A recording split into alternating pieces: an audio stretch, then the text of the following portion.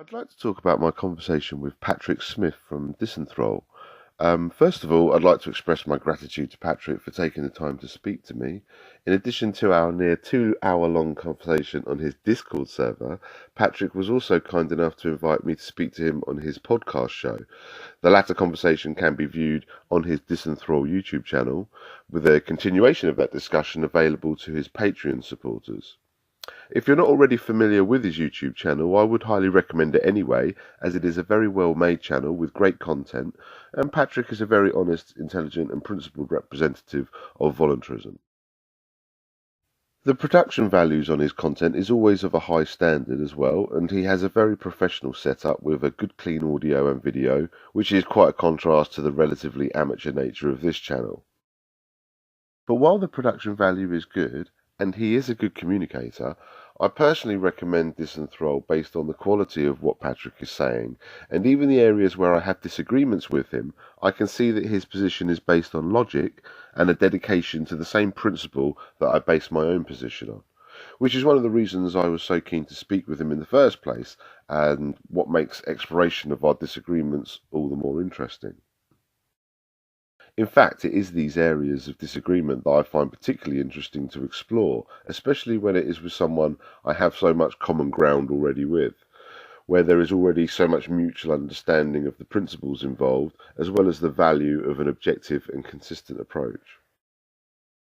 While I do agree with Patrick on almost everything within the scope of voluntarism, we do have some areas of disagreement that I would like to speak about here, and hopefully explore more with Patrick in the future. The majority of our recorded conversation was focused on the Nations of Sanity, more specifically the three-part peace agreement, and even more specifically, part 2 of that agreement. For anyone listening to this who doesn't already know, the three-part peace agreement is designed to establish the non-aggression principle as the law, making it the terms of peace between all people. Part 1 of this agreement is just that basic agreement, to make the non-aggression principle the law. Whereas part 2 is drawing the lines in the sand that mark the limits of tolerance over differing interpretations, and part 3 is agreeing rightful ownership. Basically, part 1 represents the actual agreement, and part 2 and 3 pretty much just act as clarifications over specifically where you're drawing the line. Obviously, I cannot speak for Patrick, but from what I understand, his only concern with this agreement was part 2, and whether these lines in the sand would be used to draw subjective lines and impose arbitrary standards. That was his fear, that the objective nature of the non-aggression principle, as a principle, would be compromised by a subjective and ultimately arbitrary approach to defining these limits of tolerance. While I was guilty of a bit of rambling, particularly at the beginning of our conversation, I think I managed, by the end, to reassure him that the lines drawn in part 2 are about drawing the lines that define the non-aggression principle more precisely, and would be defined by the mandate to draw the objective lines that separate what definitely is a non-aggression principle violation from that which is debatable and more within the realms of subjective opinion. Although we seem to disagree a little over the existence of such grey areas, the mandate that governs Part 2 is that it does not draw lines within grey areas, but around them, if they exist at all. In other words, where we can be as sure as it is humanly possible to be that we are marking the lines in the sand where we can identify where it is a certainty, rather than a debatable grey area, that is where we draw the line in Part 2. It is important to be clear that Part 2 is not about compromising the objective nature of the NAP, but rather drawing the lines that preserve it and separate grey areas and realms that venture into more subjective territory. Patrick does seem to dispute the existence of grey areas and may consider the lines that separate NAP violations from permissible actions to be a more razor-thin divide, whereas I assert that there are some fuzzy edges in certain areas. In either case, Part 2 is necessary to draw that line. Whether it's a razor-thin line or not, it needs to be drawn to say this is the point where you are definitely violating the non-aggression principle, and just add that extra definition that would be required to any peace agreement that needs to work in the real world. I'm glad he questioned and challenged me on this because, in addition to giving me an avenue and opportunity to clarify that Part 2 deals with setting the lines that define non-aggression principle violations for certain,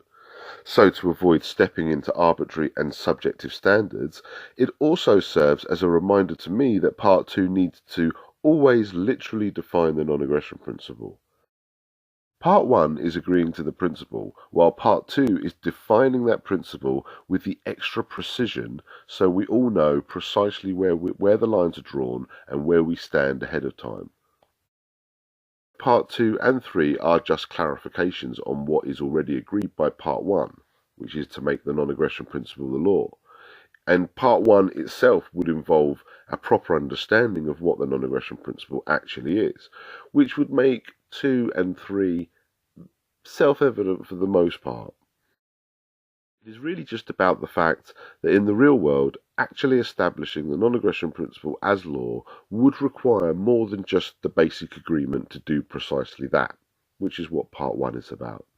Even with a competent understanding of the non-aggression principle, simply agreeing to have it be the law does not necessarily mean that such agreements will be accompanied by a mutual understanding of precisely where all lines are drawn in all scenarios. So we need Part 2 to set lines in the sand that prevent areas of debate from infecting that which can be established as a certainty. Basically, separating the black and white from any and all grey. I think, and again, I can't and don't want to speak for Patrick here, but I think the biggest disagreement between us here is over the existence of grey areas. Patrick seems to think that there are no grey areas, and where we perceive there to be grey areas over what is and isn't a non-aggression principle violation, we actually just need to do the work to cut through that illusion and identify the precise dividing line.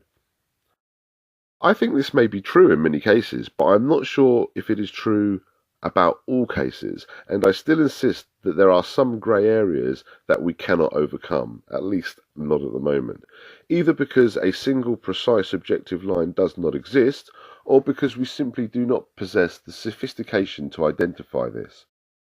And in those situations, we just need to draw the lines where we are certain and leave greater precision to voluntary collectives where anything that does not meet the criteria of a definite NAP violation must remain an unenforceable standard that can only be implemented as rules within voluntary collectives and only those who consent are subjected to, rather than law that applies to everyone regardless of their agreement. The only law that can apply to everyone regardless of their agreement is the non-aggression principle. That is a key distinction. The non-aggression principle as the law, or terms of peace, apply to all. So the lines in the sand that are drawn by Part 2 need to be as definitive and certain as humanly possible, whereas rules that people voluntarily consent to can be literally anything, but only apply to those who agree to them. That's the point of making the non-aggression principle the law. We can only use force for defence when we can say, to a certainty, that an act of aggression has or is going to occur. The non-aggression principle as a principle defines crime objectively, so we must make sure that the parameters set by Part 2 stay faithful to this. As for these fuzzy edges, Patrick could well be right. It may well be the case that many of these apparent fuzzy edges or grey areas are illusions, and we simply need to do the work to work out where the more precise objective lines are drawn. Or perhaps more likely, it is not so much about doing the work to cut through the grey areas, but understanding that we may lack the sophistication to see through the grey mist of apparent subjectivity and focus on those fuzzy edges in a manner that reveals the razor-thin reality of them. Or maybe there is not a razor-thin reality in some cases. Maybe there are situations where there seems to be a continuum problem, as Walter Block puts it, where we can recognize the objective difference between two sides, but the divide that separates them appears to be the result of a gradual change rather than a single objectively identifiable point of change. Things like age of consent come to mind here. Again, whether this is an actual reality or simply the result of our limitations of perception, the problem and the solution remains the same. Draw the lines in the sand where we can say, to a reasonable certainty, that something is a non-aggression principle violation, therefore not allowed universally, and leave everything else to be negotiated through voluntary means, like voluntary collectives, voluntary associations, etc. Of course, we must do the work to cut through the fog of grey where possible and clarify fuzzy edges when and where we can, but ultimately, drawing the line, the limit of tolerance where we declare the black and white, is vitally important to preventing the existence, or even just the perception of grey areas, from infecting the black and white. So that reasonable differences of interpretations do not open the door for people to stretch interpretations into absurdity and blurring distinctions into a meaningless mess. Either way, whether it is about doing the work to blow away the illusory mist of an alleged grey area entirely, or just sharpen the fuzzy edges as best we possibly can to reduce and separate grey areas so that the grey areas do not infect the black and white, the purpose of Part 2 is the same in either scenario. Part 2 is about drawing the line or lines that identify where we can say with reasonable certainty that something is or isn't a non-aggression principle violation. The point of Part 2, in the context of the overall agreement, is to provide that required clarity to the peace agreement. Agreeing to the NAP as law will mean that everyone is working on the same basic principle, but it does not mean that we will agree precisely where to draw the line when an apparent continuum problem exists, or at least seems to exist. Anyway, I just wanted to make that elaboration or clarification for the sake of anybody obviously listening to this, including Patrick. I'm still working on my ability to communicate these ideas, and I'm not quite on the level of people like Patrick and Lark and Rose, who are very good communicators and more experienced at communicating these ideas. But as I've said many times, and what the Nations of Sanity is about, is I genuinely believe that this whole idea of making the non-aggression principle the law, establishing it as the terms of peace through a peace agreement, is the way to both create a free society and to define a free society. And in addition to that, I also strongly believe that the three dimensions of that agreement are required to make it happen in the real world. It isn't just enough to simply get everybody to agree to the non-aggression principle as the terms of peace, as great as that alone would be. We do need that extra definition just to clarify precisely where lines are drawn, which is Part 2, and precisely who owns what, which is Part 3. And even though Part 1 and understanding the non-aggression principle will get us most of the way there with regards to Part 2 and 3,